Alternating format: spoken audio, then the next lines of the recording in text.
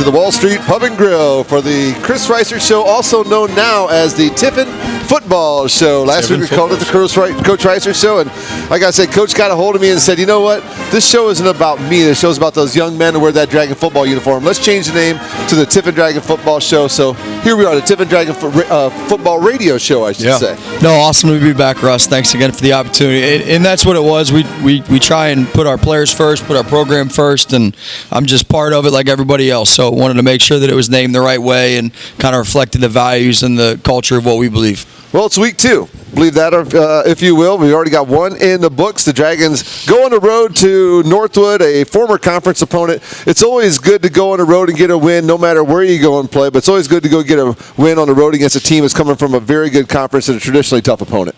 It is. No, we're proud to be able to get up to Northwood and get a victory and be 1-0 coming back home. And it certainly was a game that we can learn a ton from, that we can certainly grow from. And it's like people always say, the old coaching adage, right? You really grow from week 1 to week 2. Right. And so this is a huge week of practice for us. Our guys are really kind of taken to that, and we're hoping to make a big stride as we go and take on Saginaw this week. And so you got to love the fact that a lot of coaching points you can make out of that game last Saturday. And you're still able to get a W. And you can take that W and still come back, pull out a lot of these coaching points. And a lot of ways you guys can learn a lot off of that first game. You probably look at it and you think yourself, okay, wait, first off, too many penalties, right? Yeah. Is that where it starts? Yeah, definitely. No, a lot of it was mental errors. Right. You know, we had too many issues, just things that we can control that we didn't do a good enough job of taking care of business. And so there's a ton of learning right. things that we can grow from. You know, I had an old coach used to always say, you know, the only thing you can't fix on a Sunday is a loss, right? And so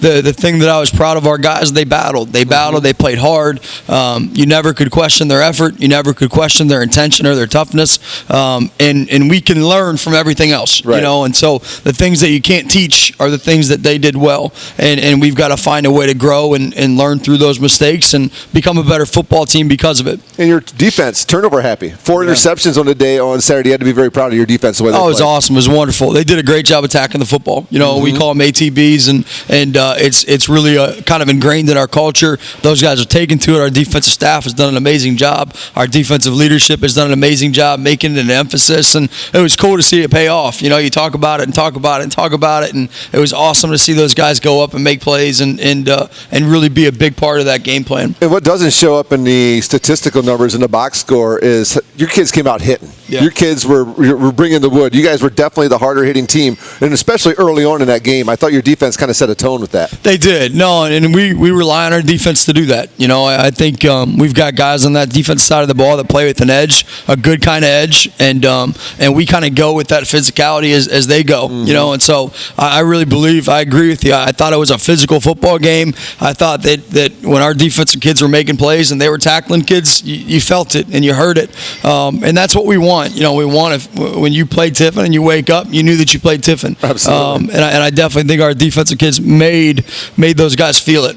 How about a former quarterback getting his first win as a TIFFIN University coach, and your quarterback is Player of the Week? I'd be proud of Nick too. I am so proud of Nick. You know, he did an amazing job on Saturday. He's done a great job being a leader for our football team. I've seen tremendous growth from him. You know, he's a special kid and one of those guys you just love coaching. You know, and so we just tried to put him in the right spots, and it was all him, man. He went to work, made the throws, made the reads, did everything in his power to put us in the right position. And so just fortunate to have him and thankful that he's grown the way that he has. Well, Nick will be one of our guests on the program here this evening. You mentioned leadership. I think one of the other young men who's going to be our guest on our program tonight, leadership is probably one of his biggest qualities for you as well, and that's Ross Moore. No doubt. No, we've got 2 awesome guests tonight. You know, I even told our team this the other day in our team meeting. I said, you know, I think Ross is a guy that maybe doesn't get enough credit for what he does, you know, because he's not a loud or boisterous guy, you know, but comes to work every day, does his job every single day. You know what you're going to get. He attacks the day. And so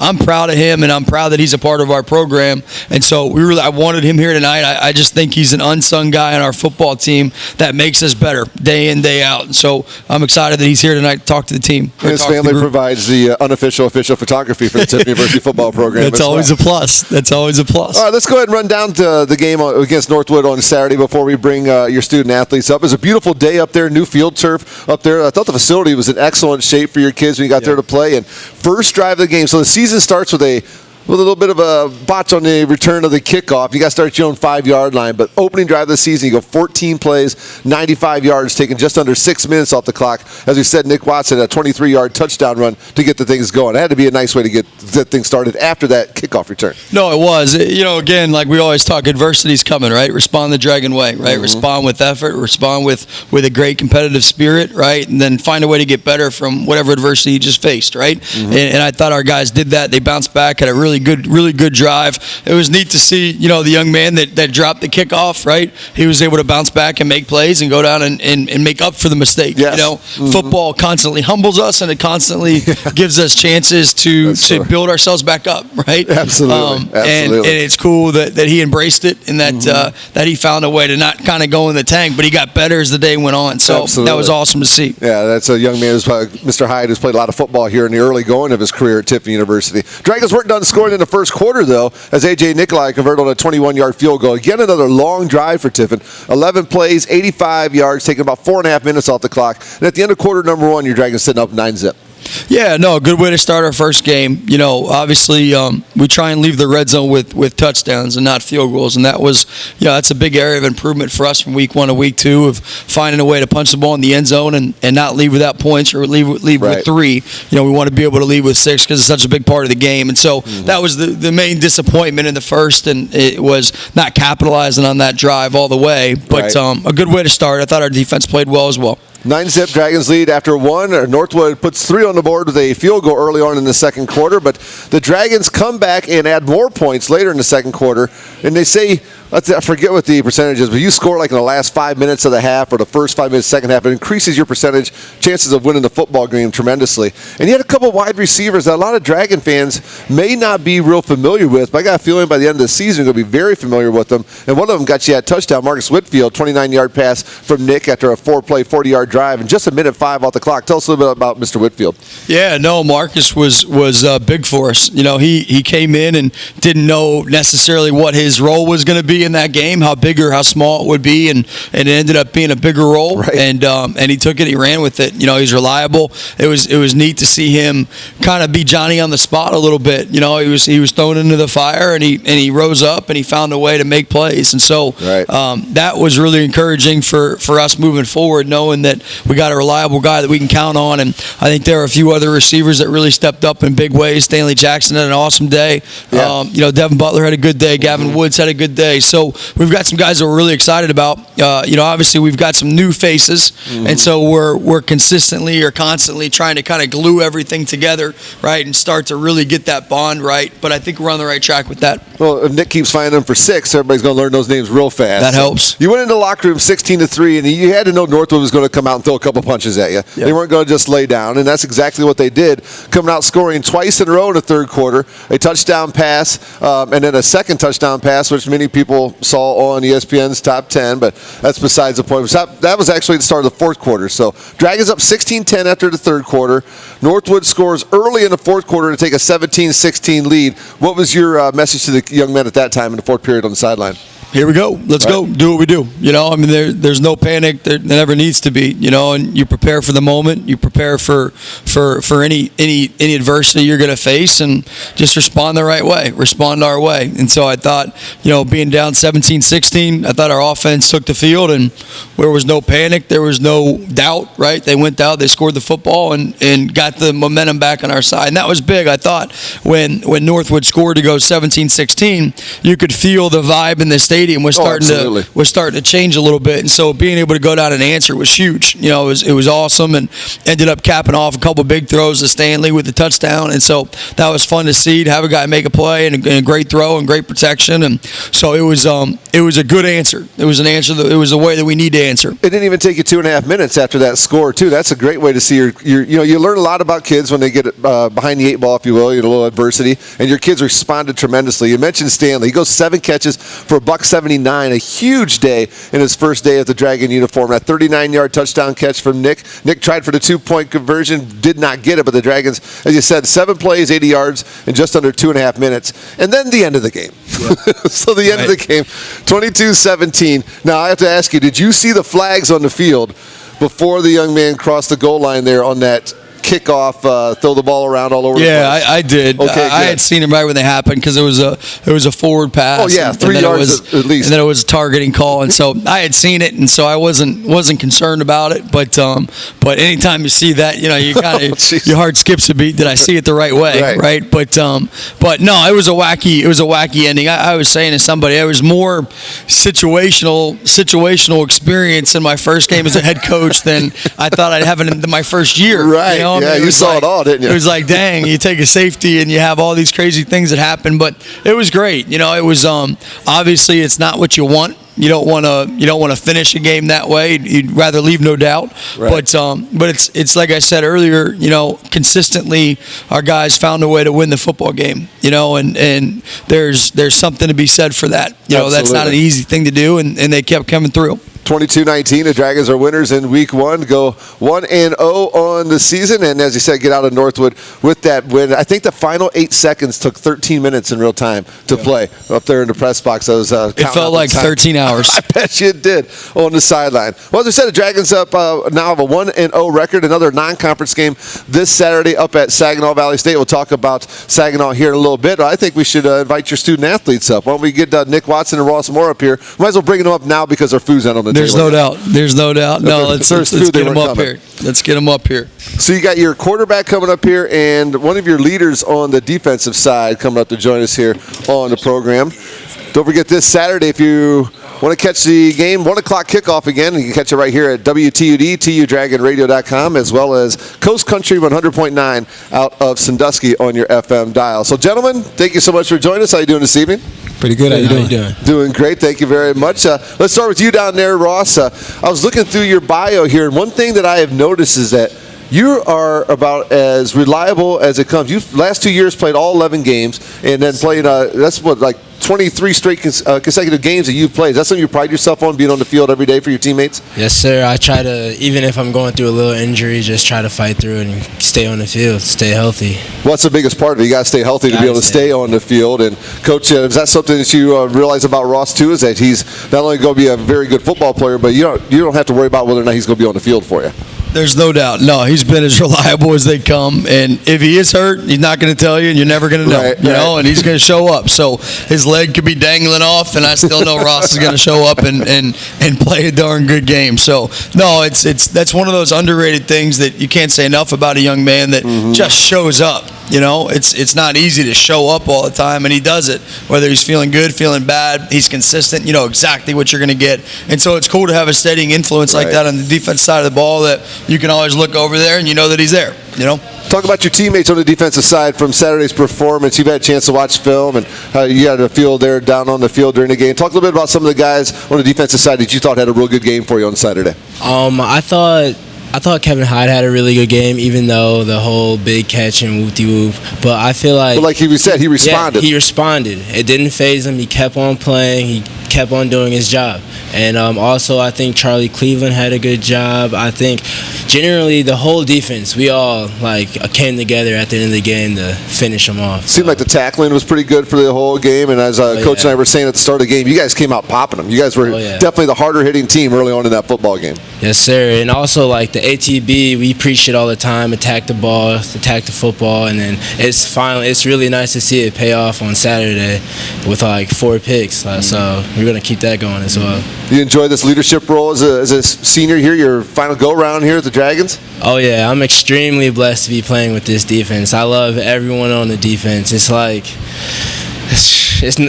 barely like practice. It's fun. Everything's fun. I love being around the guys. Does it make you a better football player going against quarterbacks like Nick in practice and some of the skilled players we have on the offensive side of the football? Oh yeah. Every practice is a challenge for sure. We have great receivers, great quarterback. Oh yeah, great practices. Who gets the better in practice? You can say the defense. That's fine. We'll go to him next. He's probably gonna change your answer. But who gets the better of them in practice? You know, I would like to say the defense. Right. You know, that's what you gotta say.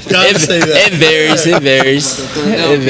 Oh, yeah. All right, Nick, you're the quarterback of the team. Congratulations on your 3rd career Great Midwest Athletic Conference Player of the Week. So congratulations for that. Thank you.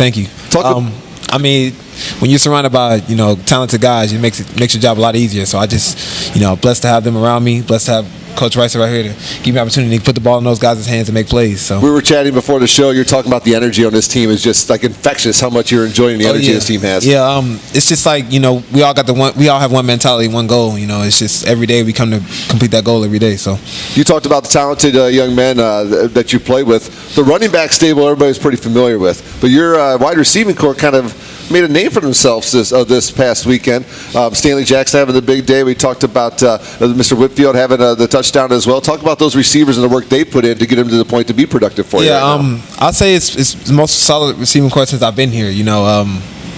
Those guys might not have experience with TIFFIN, but they have football experience. So it helps a lot. Those guys know what to do on the field and when to do it, and just puts all the pieces together. And none of it matters if the guys up front aren't doing a job for you. And the offensive line, they kept you pretty clean on Saturday. Talk a bit about the job they did for you. They've been having a really good camp. All camp they were doing pretty good. Going up against our defense, and they just I think they were ready to attack someone else. They really showed it on Saturday, and it really paid off. You feel like you're at that point really? I mean, the quarterback's going to be a leader no matter what. I mean, if you're a true freshman, but you're now in your fourth year here at TIFFIN as a redshirt junior. Are you relishing that role as a leader as well? Oh yeah, it kind of opened my eyes a little bit. Talking to the new coaching staff about how the guys look up to me and what I do to affect the football team, and I just try to make sure I keep a positive mindset on it and move forward.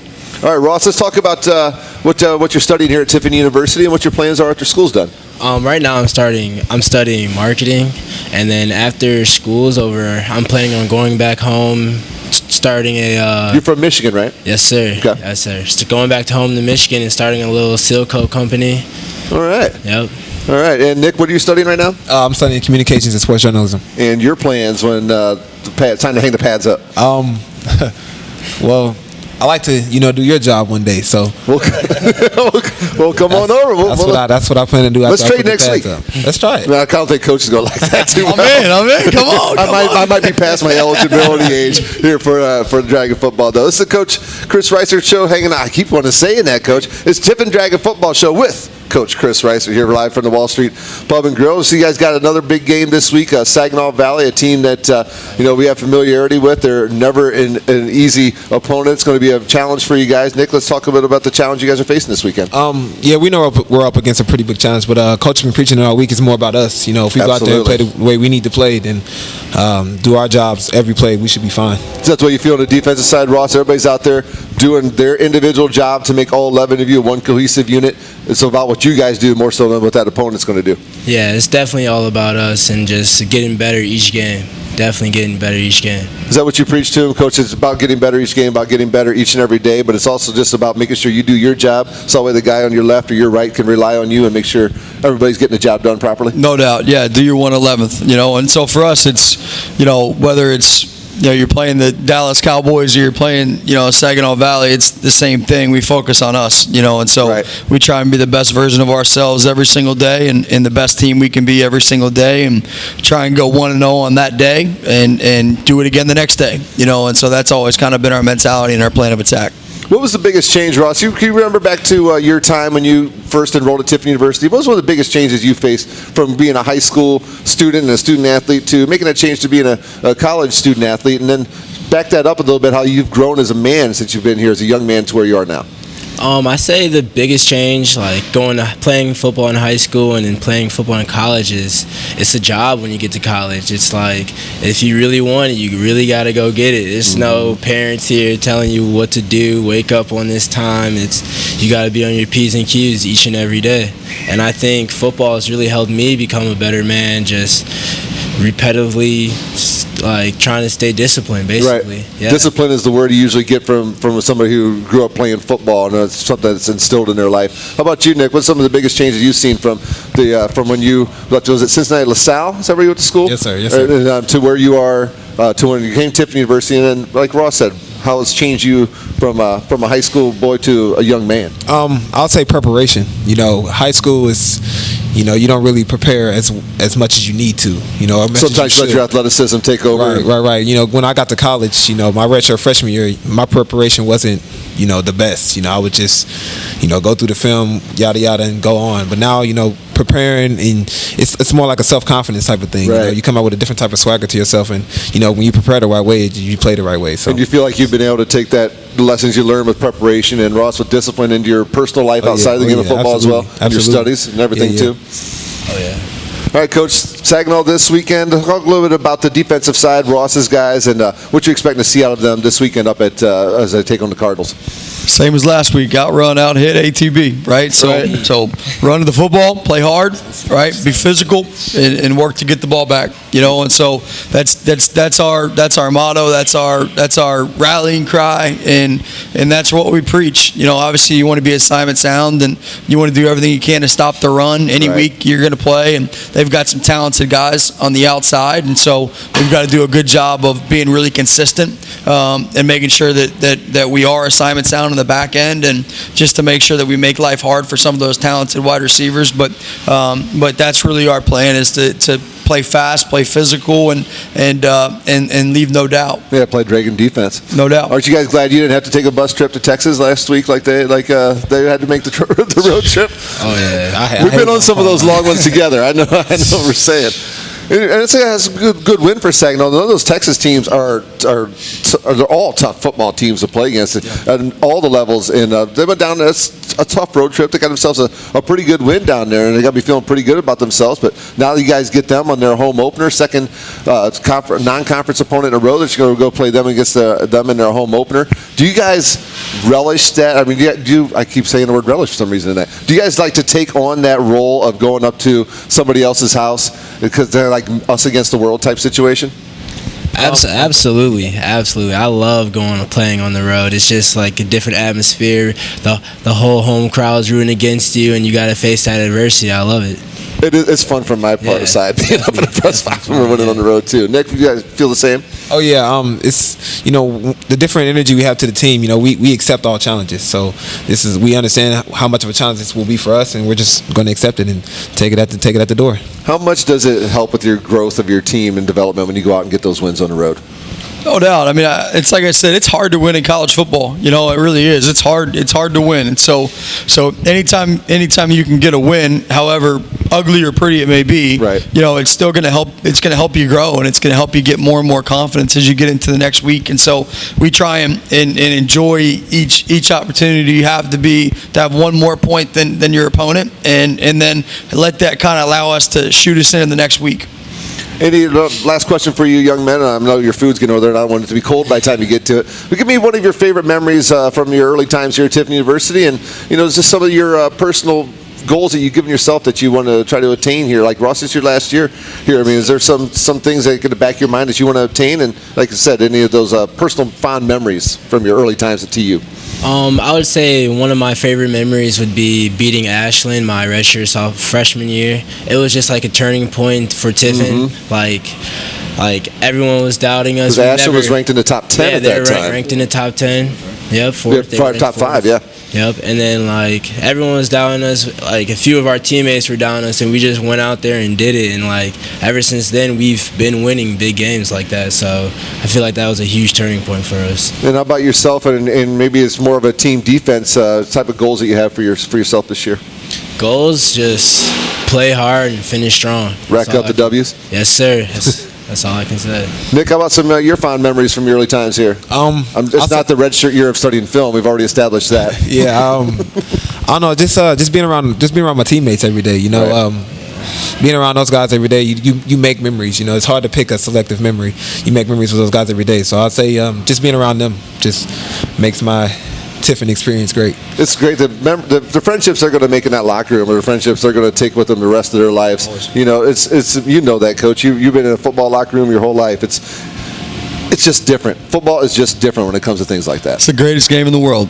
No, you'll never convince me otherwise. It's the greatest game in the world, and so and part of it is the camaraderie that you have with your brothers, because you're going through struggles, you go through adversity, and you all find a way to do it together. And so it's the ultimate teacher of life. It's something that I want everyone to have the experience of being on a football team. I just think it's such an experience, and it makes better people. I really believe that.